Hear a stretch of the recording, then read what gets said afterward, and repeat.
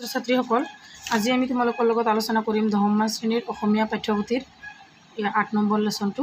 এইটো হৈছে অসমৰ জনগোষ্ঠীৰ গাঁথনি আৰু সংস্কৃতি। এইটো আমাৰ আটাইখিনি অনুশীলনীৰ যিমানখিনি কুৱেশ্যন আছে গোটেইখিনি আলোচনা কৰিম, লগতে ভিতৰুৱা কিছুমান অতিৰিক্ত প্ৰশ্ন আমি এইটো ক্লাছত আলোচনা কৰিম। ভিডিঅ'টো অলপ দীঘল হ'ব পাৰে। মৰমৰ ছাত্ৰ ছাত্ৰীসকল, তোমালোকে অলপ ধৈৰ্য আৰু মনোযোগ সহকাৰে ভিডিঅ'টো চাবা বুলি আশা কৰিছোঁ। গতিকে 1 নম্বৰত চোৱা, অতি চমু প্ৰশ্ন উত্তৰ। এই গোটেইখিনি এইটো লেচন বহুত দীঘল হয়। যিখিনি আছে গোটেইখিনি কুৱেশ্যন আলোচনা কৰাৰ লগতে গ্ৰামাৰখিনি, ভাৱ বিষয়ক যিখিনি আছে গ্ৰামাৰখিনিও আলোচনা কৰিম, আৰু লগতে আমি পাঠৰ ভিতৰত থকা যিবিলাক অতিৰিক্ত প্ৰশ্ন আছে সেইবিলাকো আমি আলোচনা কৰিম। গতিকে আহাচোন আমি এই একফালৰ পৰা প্ৰশ্নবোৰ আলোচনা কৰি যাওঁ। মই প্ৰথমতে প্ৰশ্নখিনি তোমালোকৰ কাৰণে যুগুত কৰি লৈছোঁ। গতিকে চোৱা, 1 নম্বৰটো অতি চমু প্ৰশ্ন, চমু উত্তৰ লিখা। ত্ৰয়োদশ শতিকাত অসমলৈ অহা বহিৰাগত গোষ্ঠী কোনটো? এইটো 2017ত আহিছিল HSLCত, গতিকে এইটো ইম্পৰ্টেণ্ট। ত্ৰয়োদশ শতিকাত অসমলৈ অহা বহিৰাগত গোষ্ঠীটোৱেই হ'ল মংগোলীয় গোষ্ঠী। এইটো এইবাৰো অহাৰ চান্স আছে, এইটো এইবাৰো ইম্পৰ্টেণ্ট। তাৰে পিছৰটো চাবা, প্ৰাচীন কালৰে পৰা অসম দেশ কিহৰ বাবে প্ৰসিদ্ধ আছিল? এইটো আহিছিল তোমাৰ শ্বৰ্ট কুৱেশ্যন HSLCত 2018ত আহিছিল। গতিকে এইটো এনচাৰটো চোৱা, প্ৰাচীন কালৰে পৰা অসম দেশৰ যাদুমন্ত্ৰ আৰু ঐন্দ্ৰজালিক বিদ্যাৰ বাবে প্ৰসিদ্ধ আছিল। তাৰে পিছৰ প্ৰশ্নটো চোৱা, কিহে অসমীয়া জাতিক অধিক কটকটীয়া কৰিলে? ভাষিক সংমিশ্ৰণে অসমীয়া জাতিক অধিক কটকটীয়া কৰিলে। তাৰে পিছৰটো চাবা, সকলোকে বান্ধি থোৱা এনাজৰীডাল কি আছিল? চোৱা, সকলোকে বান্ধি থোৱা এনাজৰীডাল আছিল ভাষা। গতিকে এইটো এটা ইম্পৰ্টেণ্ট কুৱেশ্যন। সকলোকে বান্ধি থোৱা এনাজৰীডাল হৈছে ভাষা। তাৰে পিছৰ শ্বৰ্ট কুৱেশ্যনটো চাবা,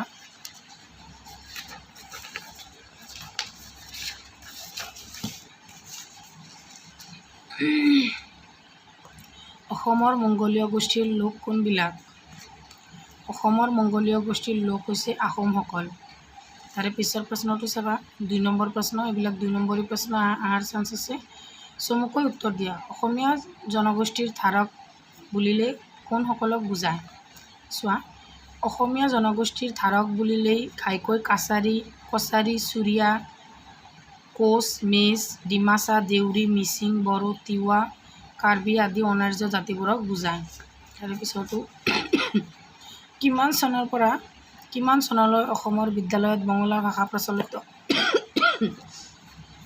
এইটো ভেৰি ভেৰি ইম্পৰ্টেণ্ট।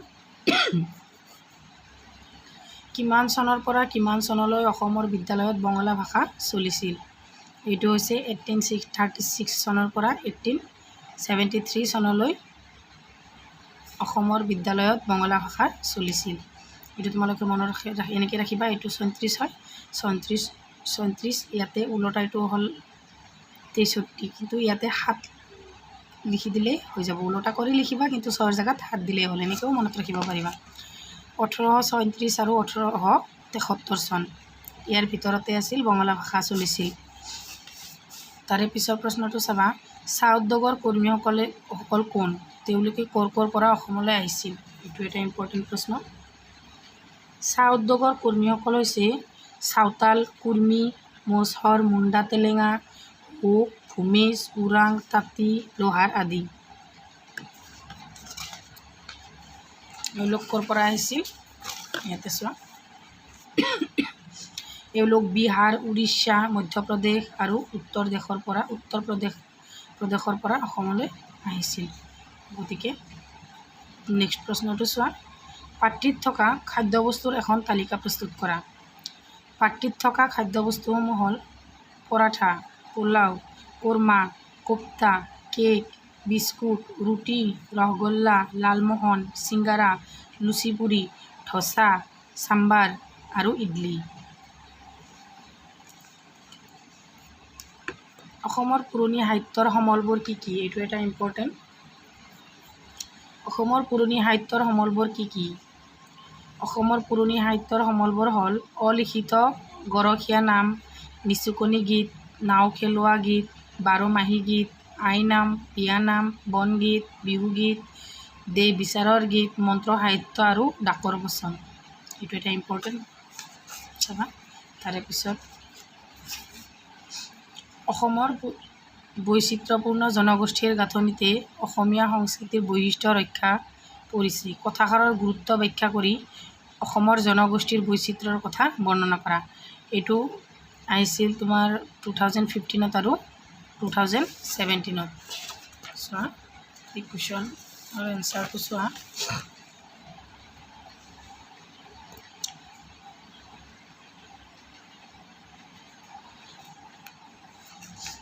সমগ্ৰ অসম ৰাজ্যখনে বিভিন্ন জাতি, উপজাতি আৰু জনগোষ্ঠীৰ সমষ্টি। সেইবাবে অসমীয়া সংস্কৃতিও বাৰেবৰণীয়া আৰু বৈচিত্ৰ্যপূৰ্ণ। প্ৰাচীন কালৰে পৰাই অসমত বিভিন্ন জনজাতীয় গোষ্ঠীৰ লোকে বাস কৰি আহিছে। অৰ্থাৎ অসমত আৰ্য জনগোষ্ঠীৰ লোকসকল আছিল ইয়াৰ প্ৰধান কেন্দ্ৰ।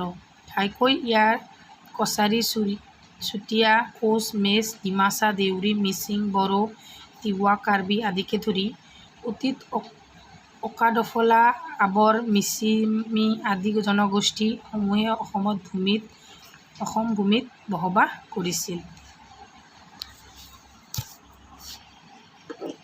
তাৰপিছত পেৰাগ্ৰাফ চেঞ্জ কৰি এইখিনি লিখিবা। ত্ৰয়োদশ শতিকাত এইবোৰ জনগোষ্ঠীৰ লগতে অসমলৈ নতুন জনগোষ্ঠীৰ আগমন ঘটিছিল। সেয়া হ'ল ঘাইকৈ, চীন আৰু হুকং উপত্যকাৰ পৰা অহা মংগোলীয়সকল। অসমলৈ অহা আহোমসকলে নিজৰ পূৰ্বৰ কৃষ্টি সংস্কৃতি পৰিহাৰ কৰি হিন্দু ধৰ্ম আৰু নতুন সংস্কৃতি গ্ৰহণ কৰিছিল। সেই সময়তে অসমলৈ মুছলমানসকলো আহিছিল। ঊনবিংশ শতিকাত ব্ৰিটিছে চাহ উদ্যোগ প্ৰতিষ্ঠা কৰিবলৈ অসমলৈ চাওতাল, কুৰ্মী, মুছহৰ, মুণ্ডা তেলেঙা, হো, ভূমিজ, ওৰাং, তাঁতী, লোহাৰ আদি লোকসকল ভাৰতবৰ্ষৰ বিভিন্ন প্ৰান্তৰ পৰা অহা জাতিসমূহ। গতিকে এইখিনি হৈছে এনচাৰ। তোমালোকে স্ক্ৰীনশ্বট মাৰি লিখি ল'বা।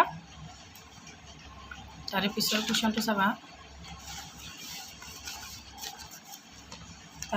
কুৱেশ্যনটো চাবা। বিশেষ এটা ঔদ্যোগিক আবেষ্টনীৰ মাজত বসবাস কৰিবলৈ লোৱা কাৰণেও থলুৱা সংস্কৃতিৰ পৰা আঁতৰি পৰিল।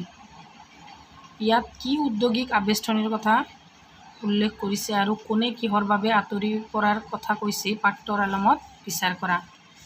চোৱা ইয়াত ঔদ্যোগিক আবেষ্টনী মানে ব্ৰিটিছসকলে অসমত চাহ উদ্যোগ আৰু তাৰ সৈতে জড়িত চাহ জনগোষ্ঠীৰ লোকৰ কথা কোৱা হৈছে। অসমত চাহ উদ্যোগ প্ৰতিষ্ঠা হোৱাৰ লগে লগে নতুন এদল বৃত্তিয়াল আহি অসম দেশত বসবাস কৰিবলৈ ল'লে। এই উদ্যোগত কাম কৰিবৰ বাবে বিহাৰ, উৰিষ্যা, মধ্যপ্ৰদেশ আৰু উত্তৰ প্ৰদেশ আদি বিভিন্ন অঞ্চলৰ পৰা অসমলৈ আহিছিল। অসমত বিভিন্ন ৰাজ্যৰ পৰা চাওতাল, কুৰ্মী, মুণ্ডা, তেলেঙা, মুছহৰ, হো, ভূমিজ, ওৰাং, তাঁতী, লোহাৰ আদি বিভিন্ন জাতিৰ লোকে অসমত চাহ উদ্যোগৰ কাম কৰিবলৈ ল'লে।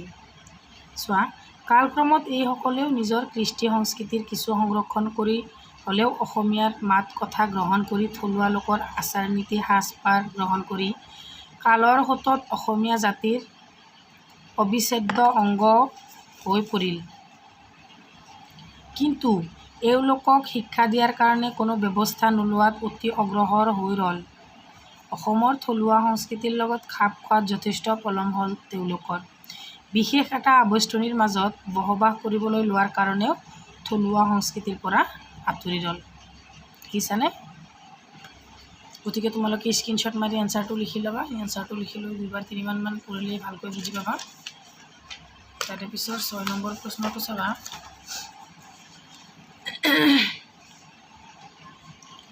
এটা সংমিশ্ৰিত সংস্কৃতি সম্পন্ন জাতি, ইয়াক নুই কৰাৰ কোনো যুক্তি-তৰ্কৰ অৱকাশ নাই। ইয়াত লিখকে কাক আৰু কি সংস্কৃতি সম্পন্ন জাতি বুলি কৈছে? নুই কৰাৰ কোনো যুক্তি-তৰ্কৰ অৱকাশ নাই বোলাৰ কথাষাৰৰ সত্যতা বিচাৰ কৰা। চাবা অসমীয়া জাতি আৰু সংস্কৃতিৰ সমন্বয়ৰ বিষয়ে ক'বলৈ গৈ লিখকে উক্ত বাক্যশাৰী কৈছে। অসমীয়া জাতিটো কেৱল এটা জনগোষ্ঠী আৰু তেওঁলোকৰ ভাষা সংস্কৃতিক লৈ গঢ়ি উঠা নাই বুলি লিখকে কৈছে। অসমত প্ৰাচীন কালৰে পৰা ভিন ভিন জাতি জনগোষ্ঠীৰ লোক আহি অসমত বসবাস কৰিছিল। সেই সময়ত অসমত বসবাস কৰা থলুৱা জনজাতীয় লোকসকলে সকলো আঁকোৱালি লৈছিল।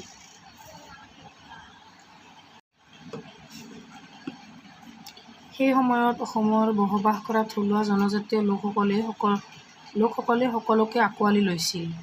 গতিকে তাৰ পিছৰখিনি চাবা। বাহিৰৰ পৰা অহা সকলোৱে আন্তৰিকতাৰে এই অসম দেশৰ ভাষা সংস্কৃতি গ্ৰহণ কৰি অসমক নিজৰ দেশ বুলি গ্ৰহণ কৰিছিল। ভাষিক সংমিশ্ৰণে অসমীয়া জাতি আৰু সংস্কৃতিক আৰু অধিক কটকটীয়া কৰি তুলিলে। চাবা, অসমত বসবাস কৰা জনজাতিৰ ভাষা ভালদৰে বুজি পায় আৰু ক'ব পাৰে। অসমলৈ পৰৱৰ্তী কালত অহা লোকসকলেও নিজৰ নিজৰ ভাষা সংস্কৃতি ত্যাগ কৰি অসমীয়া ভাষা আৰু সংস্কৃতিক আঁকোৱালি লয়। যুগ যুগ ধৰি এনেদৰে আদান প্ৰদান বিনিময় আৰু সংস্কৃতি গ্ৰহণৰ মাধ্যমেদি অসমীয়া সংস্কৃতিটো বৰ্তমানলৈ পৰিগ্ৰহ হৈ আছে। বিভিন্ন ধৰণৰ জাতি জনজাতিৰ সমন্বয়ৰ মাজেৰে অসমীয়া জাতিটো গঢ়ি উঠিছে। গতিকে তোমালোকে স্ক্ৰীনশ্বট মাৰি ল'বা, এইখিনি লিখি ল'বা।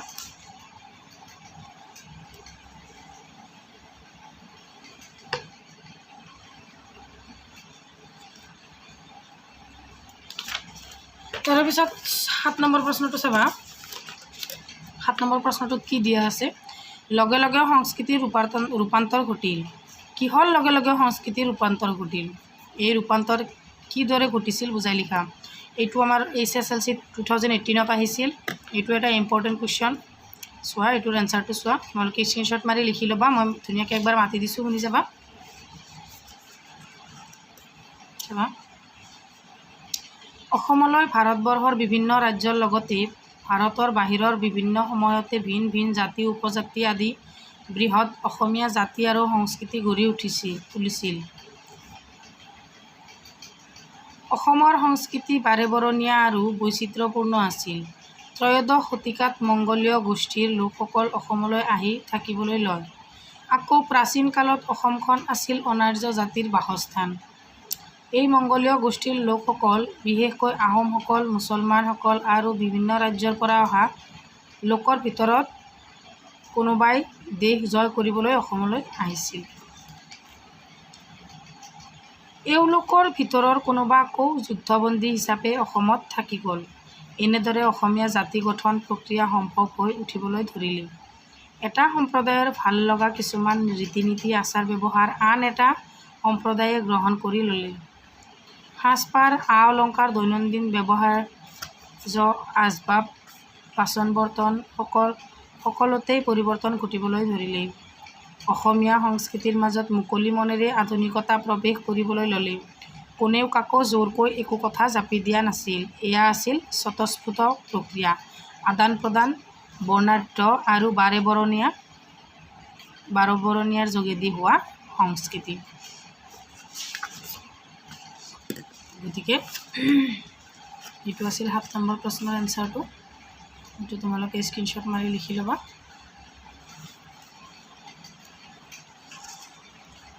তাৰপিছত চাবা কি দিয়া আছে 8 নম্বৰত। চাওঁনি 7 নম্বৰটো হ'ল, ইয়াতে 7 নম্বৰ কুৱেশ্যনটো শেষ। আমাৰ 8 নম্বৰত দিয়া আছে তাৎপৰ্য ব্যাখ্যা কৰা। গতিকে আমি ব্যাখ্যা দুটা চাওঁ।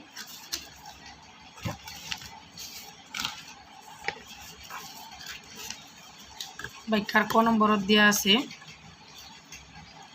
দেখা যায় সকলোকে বান্ধি থোৱা এনাজৰীডাল আছিল অসমীয়া ভাষা। ভিন ভিন জনগোষ্ঠীৰ বাসস্থান অসমত ঐক্যৰ হেতু গঢ়ি তুলিছে। এই প্ৰদেশৰ ভাষাটোৱে এই কথাষাৰ বুজাবৰ বাবে কথাফাকি ফুটি উঠিছিল। ভাষিক সংমিশ্ৰণে অসমীয়া জাতিটোক আৰু সংস্কৃতিটোৰ বান্ধোনক অধিক কটকটীয়া কৰিছিল। ইয়াত থলুৱাভাৱে অনাৰ্য লোকসকলৰ লগতে বাহিৰৰ পৰা অহা ভিন ভিন জাতিৰ লোকসকলেও বিভিন্ন সময়ত আহি অসমত বসবাস কৰিছিল। অসমৰ বাহিৰৰ পৰা অহা লোকসকলে অসমীয়া ভাষাটোক নিজৰ ভাষা বুলি গ্ৰহণ কৰিছিল।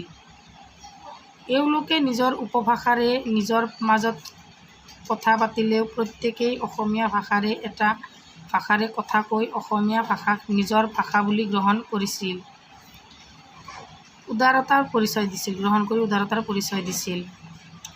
অসমৰ থলুৱা জনজাতিৰ লোকসকলে নিজ নিজ জনগোষ্ঠীয় ভাষা জীয়াই ৰখাৰ লগতে সমাজখনৰ সৈতে যোগাযোগৰ কাৰণে অসমীয়া ভাষাকে ব্যৱহাৰ কৰিছিল।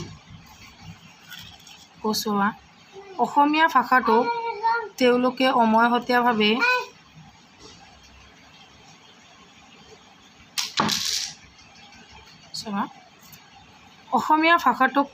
অমৈহতীয়া ভাষাৰূপে গ্ৰহণ কৰিছিল। এই হেতু ইমান মজবুত আছিল যে অসমত আহোমে আহোমৰ ভাষাৰে, ব্ৰাহ্মণ ক্ষত্ৰিয়ই সংস্কৃতে আৰু মুছলমানে আৱৰি ফাৰ্চীৰে কথা নাপাতে।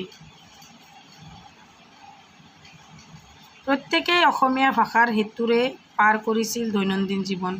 অসমীয়া লোকসকল তেওঁলোকৰ আপোন হৈ পৰিছিল আৰু অসমীয়া মাতৃভাষা এনেদৰেই অসমীয়া ভাষাই ভাষিক সংমিশ্ৰণৰ মাজেৰে বিভিন্ন জাতি জনগোষ্ঠীৰ লোকসকলক ঐক্য আৰু সম্প্ৰীতিৰ এনাজৰীডাল বান্ধি ৰাখিছিল। গতিকে এইটো আমাৰ বৰ ইম্পৰ্টেণ্ট ব্যাখ্যা, এইটো আমাৰ এইবাৰ এক্সামত আহিব পাৰে। তোমালোকে মনোযোগ সহকাৰে স্ক্ৰীনশ্বট মাৰি বহীত লিখি লোৱা। মোৰ মৰমৰ ছাত্ৰ ছাত্ৰীসকল, মই তোমালোকক অসমীয়াৰ গোটেইকেইটা লেচনৰ কুৱেশ্যন এনচাৰ দিম।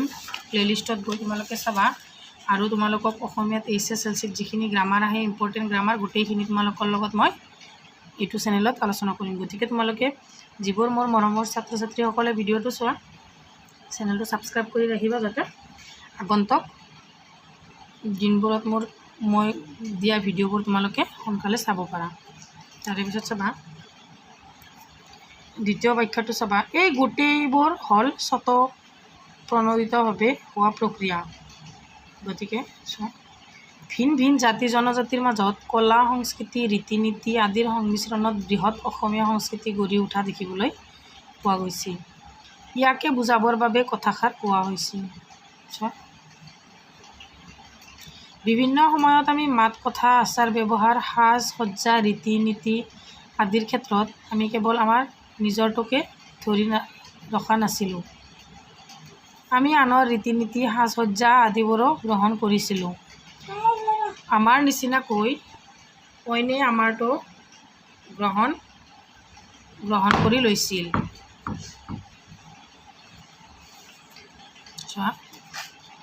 এনেদৰে জাতি কুলৰ পৰম্পৰাগত প্ৰাচীৰ ভাঙি বিয়া সবাহ, মৰা সকাম আদিত ভিন ভিন জাতিৰ লোক একেলগে ভাগ ল'ব পৰা হৈ উঠিছিল। সকলোৱে একগোট হৈ পৰস্পৰৰ উৎসৱ অনুষ্ঠান আদিৰ বিভিন্ন কাৰ্যক্ষেত্ৰত যোগ দিয়ে। এনেদৰে ভাতৃত্বৰ বান্ধন কটকটীয়া হৈ পৰিল। সময়ৰ লগত খোজ মিলাই পৰিৱৰ্তনে সংস্কৃতিলৈ নতুনত্ব আনিলে। নিজ কৰ্মৰ কৰ্ষণ কৰি আমি এক উমৈহতীয়া সংস্কৃতি গঢ়ি তুলিছোঁ। এই সংস্কৃতি মিলনৰ সংস্কৃতি। এই সংস্কৃতি সংহতি আৰু সম্প্ৰীতি ৰক্ষাৰ বাট। এইখিনি তোমালোকে স্ক্ৰীনশ্বট মাৰি লোৱা। 2 নম্বৰটোৰ ব্যাখ্যা। তাৰপিছত তোমাৰ ব্যাখ্যা গ নম্বৰ ব্যাখ্যাটো চাবা। আমাৰ 3টা ব্যাখ্যা আছে। এই গ নম্বৰটো ব্যাখ্যা, এয়াই আছিল দিয়া লোৱা আৰু এৰা ধৰাৰ ব্যৱস্থা। গতিকে চোৱা 3 নম্বৰ ব্যাখ্যাটো চোৱা, এয়াই আছিল দিয়া লোৱা আৰু এৰা ধৰাৰ ব্যৱস্থা। অসমীয়া সংস্কৃতিৰ মূলতে হৈছে সমন্বয়। সংস্কৃতি পৰিৱৰ্তনশীল। অসমতো বিভিন্ন জাতি ধৰ্মৰ মানুহে বসবাস কৰে। ফলত বিভিন্ন জাতি ধৰ্মৰ মানুহে বসবাস কৰাৰ লগে লগে সংস্কৃতিয়েও ৰূপ ওলাইছিল। ইয়াকে বুজাবলৈ গৈ লিখকে কথাষাৰ কৈছে।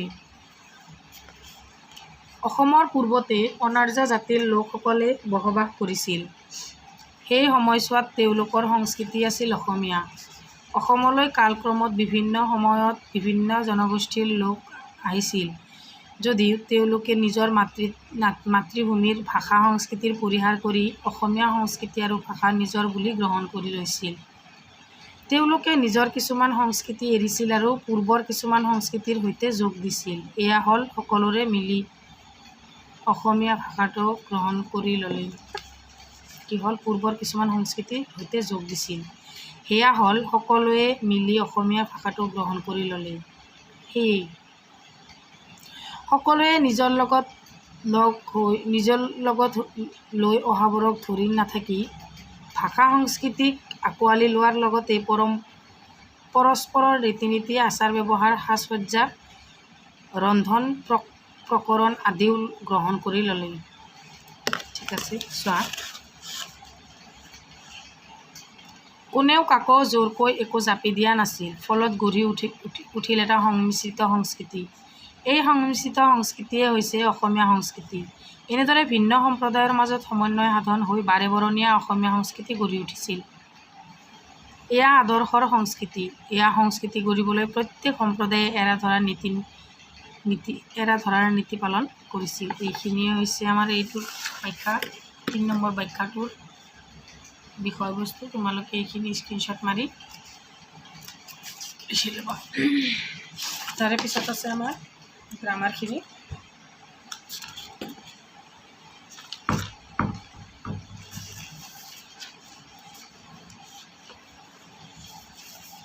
তাৰপিছত গ্ৰামাৰখিনি চাবা। ভাৱ বিষয়ক সন্ধি। ১ নম্বৰটো হৈছে সন্ধি ভাঙা। ইম্পৰ্টেণ্ট, এইটো এটা ইম্পৰ্টেণ্ট, একদম বহুত ইম্পৰ্টেণ্ট এটা আহিব পৰীক্ষাত। যিকোনো দুটা সন্ধি ভাঙিব আহিব তোমালোকৰ এইবাৰ SSLCত, আৰু প্ৰত্যেকবাৰে আহি থকা দেখা যায়। চোৱা, এইটো হৈছে সংস্কৃতি, সমযোগ থিতি। এই সংস্কৃতিটো প্ৰায়ে আহি থকা দেখা যায়। জলাঞ্জলি, জল যোগ অঞ্জলি, জলাঞ্জলি। তাৰপিছত স্বাধীন, এইটোৱে ইম্পৰ্টেণ্ট। এই তিনিটাৰ ভিতৰত স্বাধীন আৰু সংস্কৃতি দুটা বেছি ইম্পৰ্টেণ্ট। তাৰপিছত স্বাধীন, স্বযোগ অধীন, স্বাধীন। তাৰপিছত ভাৱ বিষয়কৰ ২ নম্বৰটো চাবা। উপসৰ্গ লগ লগাই তিনিটা শব্দ গঠন কৰা হৈছে প্ৰয়োগ, প্ৰগতি আৰু প্ৰণাম। বাক্য ৰচনা কৰা। ভাষা সংস্কৃতি। অসমত বসবাস কৰা প্ৰতিটো জাতি জনগোষ্ঠীৰ একোটাকৈ নিজা ভাষা সংস্কৃতি আছে। পূজা পাৰ্বণ। হিন্দু সমাজৰ ব্ৰাহ্মণসকলে পূজা পাৰ্বণত মুখ্য ভূমিকা পালন কৰে। এই বাক্য ৰচনাখিনি মই নিদিলেও হ'ব, তোমালোকে নিজত যেনেকৈ বনাই লিখিব পাৰা লিখিব পাৰা, কিন্তু মই দি দিছোঁ। চোৱা, গোটেইখিনি মানে কোৰ্চটো মানে লেচনৰ গোটেইখিনি কাভাৰ কৰিছোঁ, সেইকাৰণে দি দিছোঁ। বেপাৰ বাণিজ্যৰ বিস্তাৰে অৰ্থনৈতিক পৰিৱৰ্তন সূচনা কৰে। তাৰে পিছৰটো চাবা। সহজ সৰল লোকে আনৰ সুখত নিজৰ দুখ অনুভৱ কৰে। সহজ সৰল লোকে আনৰ সুখত নিজৰ সুখ অনুভৱ কৰে। য়েছ, এক্সাম। দিয়া লোৱা। যেতিয়া এজনী ছোৱালীৰ বিবাহ কাৰ্য সম্পন্ন কৰা হয়, তেতিয়া অসমীয়া সমাজত কিছুমান দিয়া লোৱা পৰ্ব থাকে। কিছুমান দিয়া লোৱা পৰ্ব থাকে। দিয়া লোৱা পৰ্ব।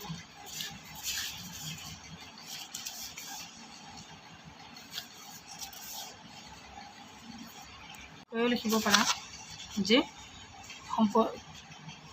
যেতিয়া, এইটো শিক্ষাটো চোৱা, এনেকৈও লিখিব পাৰা। যেতিয়া এজনী ছোৱালীৰ বিবাহ কাৰ্য সম্পন্ন কৰা হয়, তেতিয়া অসমীয়া সমাজত কিছুমান দিয়া লোৱা কাৰ্য কৰা হয়। এইখিনিয়ে। তাৰে পিছতো ব্যাখ্যা আছে। এৰা ধৰা।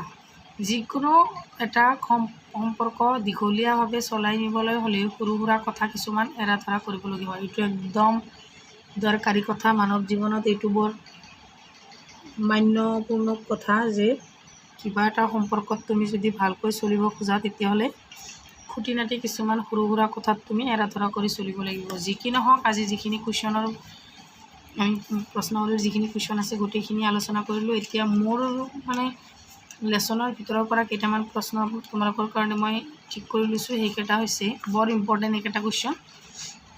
চোৱা, অতীতত অসমৰ আন এটা নাম কি আছিল?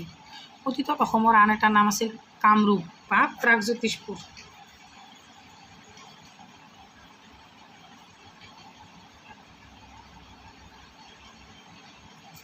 প্ৰাগজ্যোতিষপুৰ। তাৰে পিছৰ ২ নম্বৰ প্ৰশ্নটো চাবা। পূৰ্ব পাকিস্তান বৰ্তমান কি নামেৰে জনাজাত? পূৰ্ব পাকিস্তান বৰ্তমান বাংলাদেশ নামেৰে জনাজাত। এইটো ইম্পৰ্টেণ্ট প্ৰশ্ন। তাৰে পিছৰ প্ৰশ্নটো চাবা। অসমত আদিৰে পৰা প্ৰচলিত ধৰ্ম দুটা কি কি? অসমত আদিৰে পৰা প্ৰচলিত ধৰ্ম দুটা হ'ল হিন্দুতান্ত্ৰিক ধৰ্ম আৰু বৌদ্ধ ধৰ্ম। 4 নম্বৰটো অসমত অহা প্ৰথম বহিৰাগত গোষ্ঠী কোনটো? একদম ভেৰি ভেৰি ইম্পৰ্টেণ্ট। অসমলৈ অহা প্ৰথম বহিৰাগত গোষ্ঠী হৈছে মংগোলীয় গোষ্ঠী।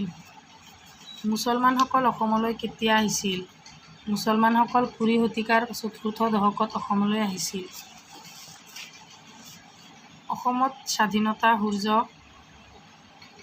কেতিয়া অস্ত গ'ল? অসমত স্বাধীনতা সূৰ্য ইয়াণ্ডাবু সন্ধিৰ পাছতে অসমৰ স্বাধীনতা সূৰ্য অস্ত গ'ল। গতিকে এইখিনিয়ে আছিল আমাৰ আজিৰ লেচনটোৰ ভিতৰুৱা প্ৰশ্নাৱলীৰ আটাইবোৰ প্ৰশ্ন। গতিকে তোমালোকে আজিৰ ভিডিঅ'টো স্কিপ নকৰাকৈ চাবা বুলি মই আশা ৰাখিছোঁ। ইমানতেই সামৰিছোঁ। Thank U.